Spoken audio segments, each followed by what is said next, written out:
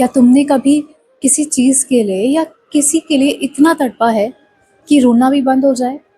बस एक कसक रह जाए, अंदर एक ऐसी ख्वाहिश जो ना ही कभी पूरी हो सकती है और ना ही ख़त्म। 500 साल पहले एक इंसान ने लगभग यही फ़ील किया। वो एक संत थे, एक भक्त थे और एक ऐसे इंसान जिन्होंने अपनी पूरी ज़िंदगी भगवान की सेवा में लगा दी। फिर भी एक रात वो अकेले बैठे थे, आँखों में आँसू था और एक ऐसा दर्द था जो किसी से भी शेयर नहीं कर सकते थे। और तब खुद भगवान आए, पत्थर से। तो आज मैं तुम्हें एक ऐसी कथा सुनाने वाली हूँ जो सिर्फ एक कथा नहीं है, ये हमारा इतिहास है जो वृंदावन की हर एक दीवार पर लिखा है। ये हमारा वो इतिहास है जो ये प्रूफ करता है कि सच्चा दिल कभी खाली नहीं जाता। ये कोई बहुत ही ज़्यादा महान संत की बात नहीं हो रही, एक ऐसे इंसान की बात हो रही है, एक ऐसे बच्चे की बात हो रही है जो जो हम तुम जैसे ही हैं। मतलब वो कोई बहुत ज़्यादा अलग नहीं थे, वो भी हमारी तरह किसी फैमिली में जन्मे थे, वो भी हमारी ही तरह पालन पोषण करते हुए वो बड़े हुए थे, हमारी तरह स्कूल जाते थे, हमारी तरह पढ़ाई करते थे, बच्चों के साथ खेलते थे। लेकिन उनमें कोई कोई एक चीज़ ऐसी वो अलग थी जिसकी वजह से आज वो बने जिनको हम सब एडमायर करते हैं। अब चलते हैं 500 साल पीछे। जगह है दक्षिण भारत, श्री रंगना। अगर तुमने कभी श्री रंगनाथ टेम्पल देखा है तो तुम्हें पता होगा कि ये भारत का सबसे बड़ा विष्णु टेम्पल है।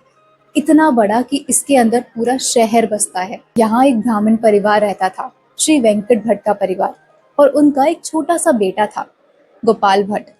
अब मैं चाहती हूँ कि तुम एक पल के रुक जाओ और सोचो कि वो बच्चा कौन था। वो तुम में से, हम में से कोई तो एक था। जैसे हम किसी के घर पैदा हुए हैं, वैसे वो भी उधर पैदा हुआ था। वो भी माँ बाप के साथ खेलता था, वो भी मंदिर जाता था, वो भी मूर्तियाँ देखता था, वो भी उसने भी वो सारी चीज़ें करी हैं जो बचपन में शायद हम सब करते थे। मगर उसके अंदर कुछ तो अलग था। जब बाकी सारे बच्चे खेल रहे होते थे, वो पूछता था कि भगवान कहाँ है, भगवान कहाँ रहते हैं, क्या भगवान आते हैं जब हम उन्हें बुलाते हैं। फिर एक दिन नन्हे से गोपाल भट्ट सिर्फ 10-11 साल के थे कि उनके परिवार की पूरी जिंदगी ही बदल गई। श्री चैतन्य महाप्रभु, जिन्हें लोग राधा कृष्ण का मिलित स्वरूप का अवतार मानते हैं, वो दक्षिण भारत की यात्रा पर निकले थे। और जब वो श्री रंगम आए तो फिर वेंकट जी ने विनती की कि आप हमारे घर पर ही रुक जाइए। महाप्रभु जी वहां पर कितने दिन के लिए रुके? सिर्फ कुछ दिन नहीं, पूरे 4 महीने। पूरे 4 महीनों के लिए महाप्रभु जी वेंकट के घर पर रुके।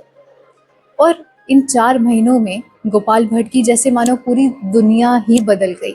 4 महीनों में गोपाल भट्ट ने एक काम किया, उन्होंने अपना पूरा समय प्रभु जी की सेवा में बिता दिया। सुबह उठकर उनके चरण धोना, उनके लिए प्रसाद बनाना और उनकी बातें सुनना, उनसे बातें करना, ये सिर्फ और सिर्फ सेवा नहीं थी, ये उनका पहला प्यार था। आप जानते हैं कि चैतन्य महाप्रभु जी ने वेंकट जी से क्या बोला? उन्होंने कहा कि तुम अपने पुत्र को कोई आम व्यक्ति मत समझना। उन्होंने कहा कि तुम अपने पुत्र को कोई आम इंसान मत समझना, ये तो किसी गोपी का अवतार है, राधा कृष्ण जी की नित्य सखियों में से एक है। तब वेंकट भट्ट जी ने अपने नन्हे से गोपाल भट्ट जी को उनको सौंप दिया। महाप्रभु जी ने नन्हे से गोपाल जी को दीक्षा दी और साथ में ये भी कहा कि अभी तुम अपने माँ बाप की सेवा करो और जब तुम बड़े हो जाओ तब मैं तुम्हें वृंदावन जाने का आदेश दूंगा। वहां पर रूप और सनातन गोस्वामी तुम्हारा इंतजार जो कर रहे हैं। एक बात ना आप हमेशा नोटिस करके देखना कि अगर आप भक्ति के मार्ग पर है ना, तो आपकी भक्ति तभी से हो सकती है जब आपके ऊपर किसी गुरु का हाथ हो। जब आप या तो किसी गुरु की रोज वचन सुनते हो, उनकी बातें सुनते हो, उनकी बातों को फॉलो करते हो, तब आपको असल में समझ में आएगा कि प्रेम क्या होता है, सेवा कैसे की जाती है। तो अगर आप इस भक्ति के मार्ग में आना चाहते हो ना, तो आपके लिए सबसे ज़्यादा इम्पोर्टेंट है कि अगर आपने अभी दीक्षा नहीं ली है तो आप किसी संत की वाणी रोज सुने, किसी किसी कथावाचक की वाणी रोज सुने, थोड़ी थोड़ी कथा रोज सुने। उसको सुनने से ना आपको आपको ये रियलाइज होगा कि सही क्या है, गलत क्या है, और आपको जो प्रेम है ना आपके भगवान के लिए, वो बस बढ़ता ही जाएगा, उसमें कोई कोई रुकावट ही नहीं आने वाली। आपको जो भरोसा है ना उनके लिए, वो इतनी ऊंचाई पे चला जाएगा कि आपको लगेगा कि मैं आपको खुद लगेगा कि एकदम अलग इंसान बन चुकी हूँ मैं। मतलब मैं क्या थी और मैं कैसे क्या हो गई हूँ। आपको खुद में रियलाइज़ होगा कि मैं कितनी ज़्यादा पॉजिटिव हो गई हूँ हर चीज़ में। इट्स लाइक हो जाएगा, कर लेंगे, कोई दिक्कत नहीं है, क्या हो गया।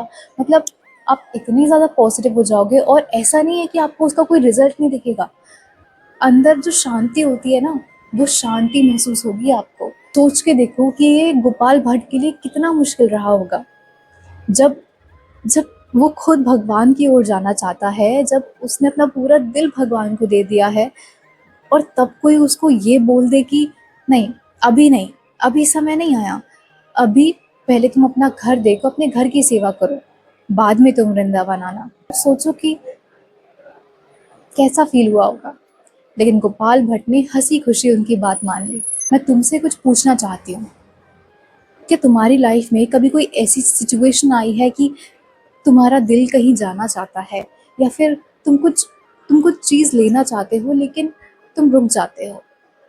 तुम अपने दिमाग को ना, अपने दिल को ना आश्वासन देते हो कि नहीं, अभी नहीं।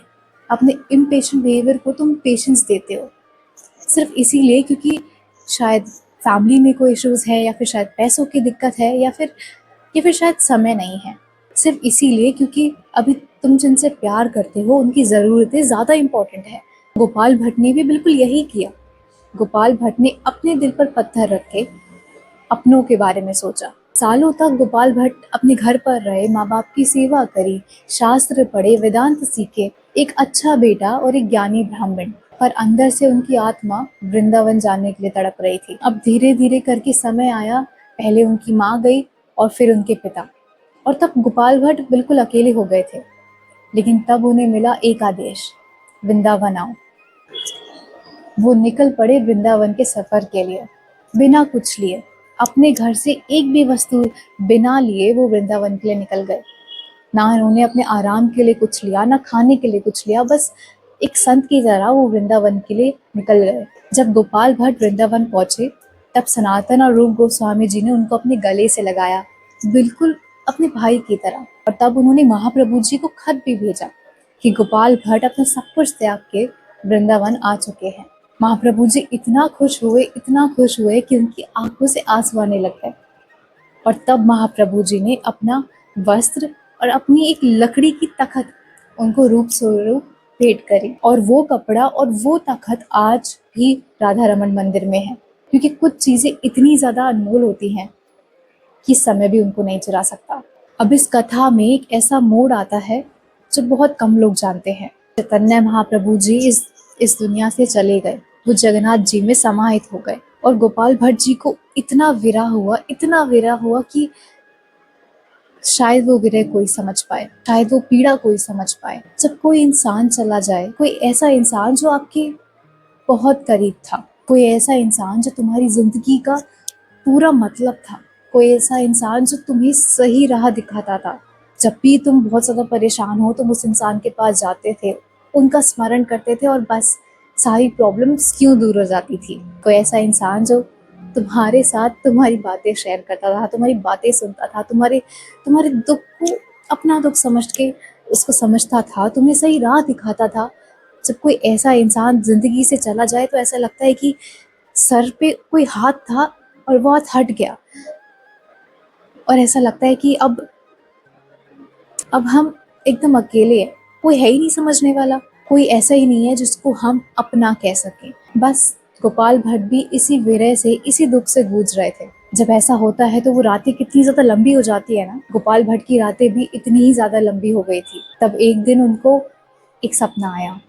महाप्रभु जी उनके सपने में आते हैं और कहते हैं कि मेरे दर्शन चाहते हो तो नेपाल जाओ, वहाँ पे काली गंडकी नदी में डुबकी लगाओ, वहाँ पे स्नान कर कर आओ, मैं तुम्हें वहीं पर मिलूंगा। गोपाल भट्ट गोस्वामी जी उठ गए, नेपाल गए, और जैसे ही उन्होंने काली गंडकी नदी में अपना वो कमंडल डाला तो देखा कि उसमें कुछ और भी था। कुछ काले काले से गोल गोल से शालिग्राम पत्थर। उन्होंने वो पत्थर नदी में वापस डाल दिए, कहा कि ये तो भगवान की चीज है, जिन्होंने फिर से पानी में अपना कमंडल डाला पानी भरने के लिए, तो देखा कि दोबारा वो पत्थर उस कमंडल में आ गए। उन्होंने दोबारा वापस डाल दिया।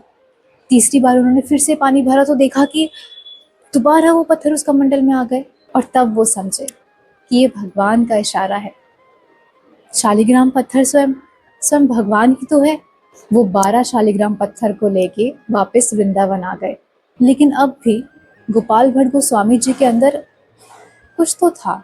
एक ऐसी कसक थी जो जो ना ही वो किसी को बता रहे थे और ना ही कोई समझ पा रहा था। अब भी उनके अंदर एक ऐसा विरह था, एक ऐसा दुख था जो जो हम में से कोई नहीं जानता था। शालिग्राम पत्थर उन्हें मिल गए।